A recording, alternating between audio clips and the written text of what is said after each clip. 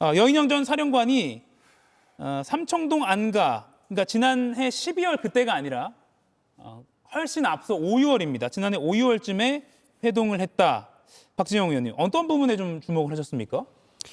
여인영 사령관이 무릎 꿇고 반대를 했다. 또 뭐 윤석열 대통령이 군과 계엄에 대해서 모른다. 이런 발언을 했거든요. 아마 이제 본인이 이제 발뺌하고 싶은 거죠. 모든 책임을 윤석열에게 이제 뒤집어 씌우겠다. 뭐 이런 생각이고 나는 시키는 대로 했을 뿐이다라는 이야기를 이제 스토리를 만들려고 하는 것 같습니다. 예. 근데 질문을 드리고 싶은 게요. 이분이 방첩사령관으로서 임명되고 전두환도 이제 보안사령관이니까 전 방첩사령관이죠. 그 초상화를 방첩사에 겁니다. 무슨 의미일까요? 저는 윤석열 대통령 주위에 그런 분들 이야기를 좀 들었습니다. 윤석열 대통령을 평소에 아는 분들인데 대통령이 되고 나서 같이 일하자는 제안을 받았는데 이분들이 다 거절했대요. 윤석열이라는 사람이 대통령을 잘할 능력도 안 될 뿐더러 그다음에 다양한 위험성을 가지고 있는 사람이기 때문에 나는 애초에 참여하지 않겠다. 그런 이야기들을 하더라고요. 그러면 여인영 사령관 정도 된다면요. 그 자리를 회피했어야죠. 그게 맞지 않겠습니까? 회피하지 않고 혹시나 이게 실제로 친위 쿠데타이기 때문에 만약에 성공한다면 나는 더 큰 자리로 갈 수도 있어. 그런 생각도 하지 않았을까요? 이게 저는 사람의 욕심이라는 생각도 들고요. 한편으로 윤석열 정부에 참여했던 수많은 사람들의 생각이라고 봅니다. 저는 여인영 사령관을 전적으로 믿을 수 없습니다. 믿을 수 없다. 헌법이 보장하는 비상계엄이라도 현실적으로 불가능하다. 이렇게 말을 하면서 윤 전 대통령 앞에서 무릎을 꿇었다는 게 여인영 전 방첩사령관이 오늘 오전에 증언을 한 내용입니다. 작년 5월에서 6월 정도 때 삼청동 안가에서 이런 일이 있었다는 걸 오늘 법정에서 증언했습니다. 김동원 위원님, 네. 아까 앞서 제가 말씀드린 대로 체포 명단의 진실을 가장 잘 알만한 사람 중에 한 명이 여인영 전 방첩사령관이잖아요. 그렇습니다. 예, 이에 대해서 좀 시원하게 말을 하지 않을까라는 언론의 기대도 있었거든요. 그렇습니다. 여인영 전 사령관의 지금 남아있는 가장 큰 쟁점이 바로 체포 명단.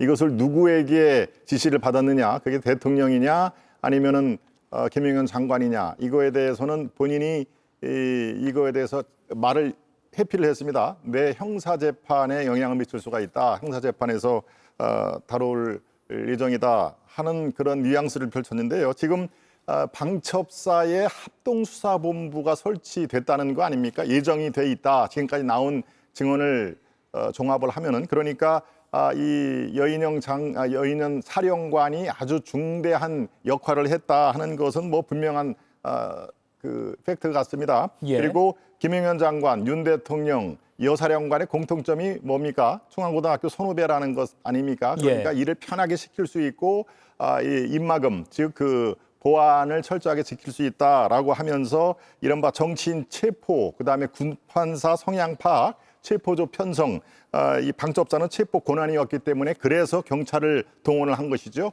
조지어 경찰청장 얘기가 그래서 나온 것입니다. 그러니까 선포 전에 계엄 대비 문건도 봤다는 게 드러나 있고 포고령 초안도 작성을 했다.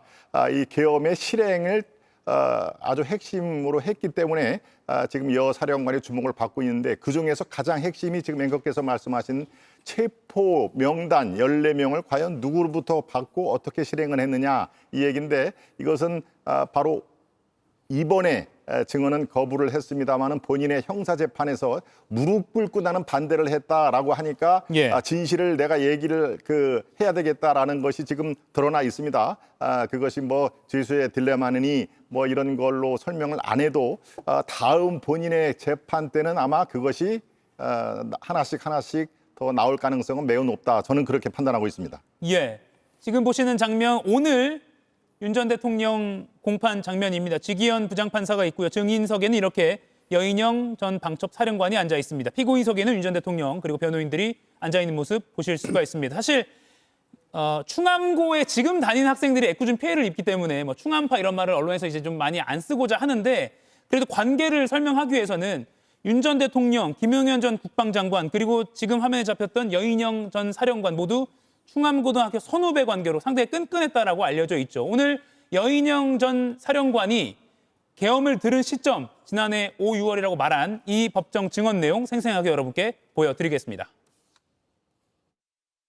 뭐 조금 감정이 격해지셨는지 모르겠지만 이 나라를 바로잡기 위해서는 헌법이 대통령한테 보장한 비상 뭐 대권, 비상 조치권, 제가 용어도 잘 헷갈리는데 뭐 그런 말씀도 언급이 나왔습니다. 그 와중에 그 뭐 계엄 이 얘기도 나왔습니다. 속으로 무슨 생각을 했냐면 국군 통수권자이신데 지금 군이 계엄에 대해서 어떤 상황에 있고 어떤 인식을 갖고 있고 어떤 훈련이 준비가 돼 있고 하는 거를 전혀 좀 모르시는 것 같다는 생각이 들었습니다. 뭐 구체적인 계엄 계획이나 이런 거를 저한테 당연히 얘기하신 건 아니고 군의 실태를 말씀드렸습니다. 그럼 제가 왜 무릎을 꿇었을까요? 제가 1개 사령관밖에 안 되는데 대통령님 앞에서 무례한 발언을 내가 했구나 하는 생각도 들고 해서 죄송한 마음도 있고 또 급하게 술도 한두 잔 들어간 게 있어서 감정이 격해져서 제가 무릎 꿇고 그러고 말씀드렸습니다. 판사님 이 얘기를 좀 자세하게 한 이유는 딴 거는 사실 기억이 나다 안 나다 하지만 이 문제는 여러 번 곱씹어서 생각해 봤습니다. 왜냐하면 저한테도 굉장히 충격적인 일이었기 때문이죠. 예, 충격적인 일로 다가왔다. 다만 앞서 박진영 의원은 여전 사령관의 증언을 모두 다 믿기에는 어렵다라고 평가를 하기도 했습니다. 조기훈 의원님, 네. 지난 7월에 본인 군사법원 재판에서는 여전 사령관이 후회한다, 온전히 책임지겠다 이렇게 말을 했거든요. 근데 오늘은 뭐 명단 이런 거에 대해서는 말을 좀 아꼈어요. 그러니까 본인이 지금 할 수 있는 말은 저기까지일 겁니다. 저 정도. 예, 명단 얘기도 뭐 일관되게 다 증언 거부로 일관해 왔고요. 저 얘기는 본인은 어쨌든 그 작년 5, 6월 기준으로 계엄 자체가 불가능하다는 현실을 대통령을 설득했다. 여기까지 아닙니까? 예.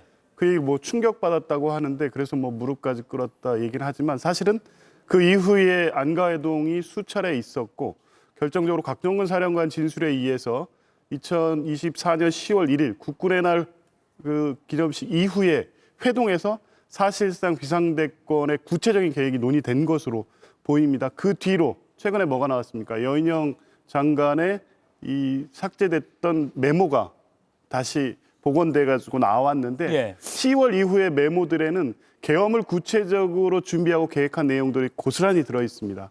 거기에 역시 명단이 있고요.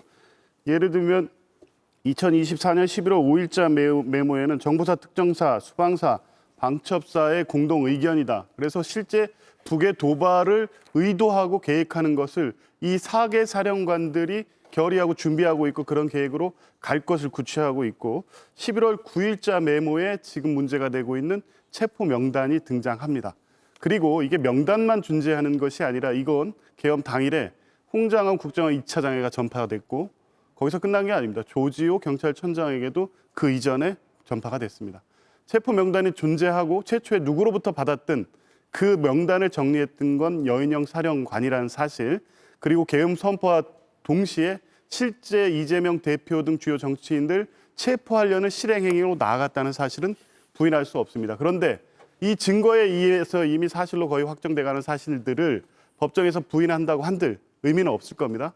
더군다나 윤석열 전 대통령 앞에서 이 얘기를 할 수는 없을 처지이고 그렇다고 하더라도 본인은 이제 계엄에 반대했었다는 명분 하나를 놓고 그 다음 숨겨진 얘기는 뭐겠습니까? 그런데 군 상황도 모르는 윤석열 전 대통령이 강행했을 뿐이고 나는 지휘 체계에서 어쩔 수 없이 따랐다. 결국 이 정도의 스탠스에서 지금 재판을 가는 것이 본인이 최종 선고에서 양형에서 유리할 거다 이런 판단을 하는 것 같습니다. 예. 그런데 이미 가담했던 정도와 내용에 대해서 나와 있는 증거들이 내란 중요 임무 종사자의 죄책 중 가장 중한 책임을 물어도 무겁지 않을 만큼의 책임이 드러나고 있습니다. 지금 시점에 오히려 윤석열 대통령 앞에서 사실을 말하고 그 책임을 스스로 지겠다는 태도를 보이는 것이 그나마 군사령관으로서 국민을 이렇게 혼란스럽게 한 것에 대한 마지막 최선의 어떤 태도와 입장이 아닌가 싶습니다. 네.